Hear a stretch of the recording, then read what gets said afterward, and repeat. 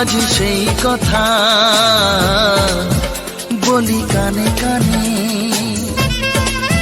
যা জমা ছিল শুধু এই মনে। আজ বাঁধন হারা হব কতদিন পর, সবচেয়ে সুন্দর তোমার ওই অন্তর, সবচেয়ে সুন্দর তোমার ওই অন্তর। তোমার চোখ দুটি কি দারুণ সুন্দর, ও তোমার মুখের হাসি আরো বেশি সুন্দর।